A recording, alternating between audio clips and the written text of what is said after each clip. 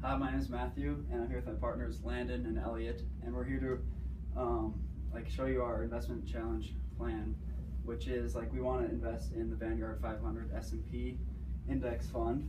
Okay.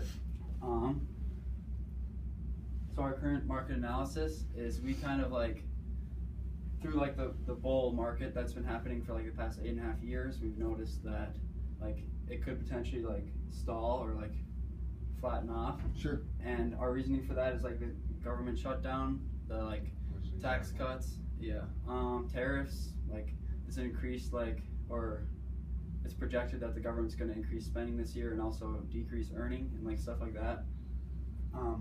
We also noticed that the ETF and mutual funds continue to grow over the past 10 years even.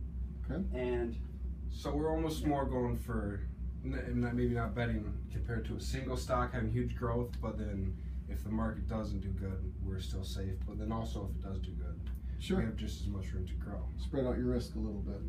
Exactly. So that's just kind of a little picture of the S&P 500. The S&P 500. So I don't know, I haven't memorized them yet, but we thought it just looked cool. It is cool. The size of the companies. Yeah, it's kind of crazy. Google and it's Apple. Google and Apple and Amazon, the top three. They got their worth is 60%. Correct. Of all of it or something like that. Yep, you're right. So our investment choice is the Vanguard S&P 500 Index ETF fund. The fund has a 200.1% increase in total return as of 2011. It's a very diverse company due to the fact that you're working with the top 500 companies in the U.S. They're always continuing to analyze the S&P 500 to make changes if needed. It's the largest, or Vanguard is the largest provider in mutual funds in the country. And as you can tell from this graph, that it's always continuing to grow each year. Pretty well known. Yep. So this is a graph of the Vanguard's 5-year past. As you can see, the growth, in the long run, is 2017. It went up 40 some bucks until September, until we got to the shutdown. Eventual shutdown of the government. But other than that, would have been pretty good year. Right. Hypothetically, of course. But so yeah, once again, I mean, it's just keeping your money much safer. So we're just kind of almost betting on that. Hopefully, the economy obviously does good because of that. We can still make plenty of profits in this for that $1,000 because I mean it is only 12 months. But then also if it doesn't do as good, we're still going to be sitting much better than a single stock or any other of them if it does take a little bit of a dip down over the course of the year. Sure. So relaying that, we just thought the best way is to keep it safe. So if the market does keep going up, then we'll still have those interest rates and keep growing our saved $1,000. But if it stalls, we still have it in the big index fund to keep it safe and stable. Still make at least a little bit of money. So why Vanguard? I mean, I'm interested in this stuff to a certain extent.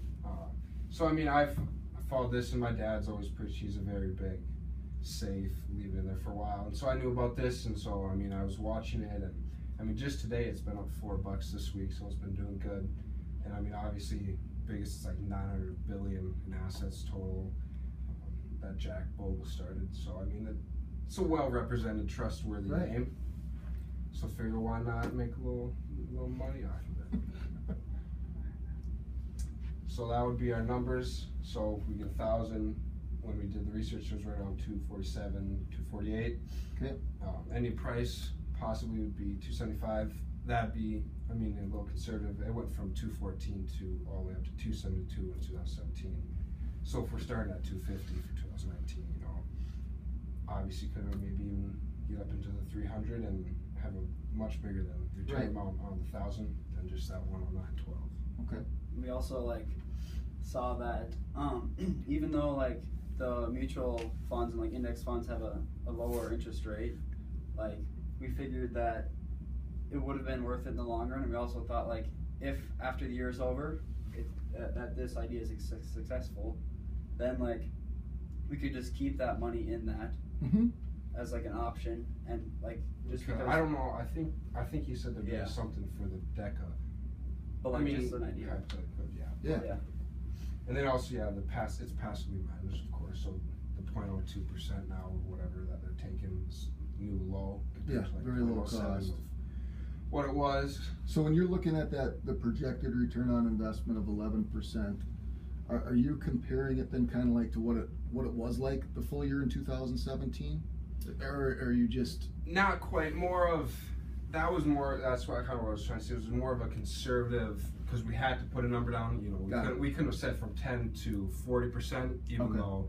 So I mean, 11% would maybe be even if the market doesn't do the best, and it does. I mean, 11% would still be good, but if not, you know, could do even better. Got it, okay. But so that's just we had to put a number down. That and makes sense. Didn't want to show off. Yeah. Overpromise, underachieve. Yeah, I got you. So then, You guys have any questions? No, Yeah, I 2 think, minutes. okay, I think the ETF, you know, having the diversity across different sectors makes sense, low cost. No, I don't think I have any other questions. basically free money, right? Sort of. Thank you. It's All right, guys, thank you, you. good job.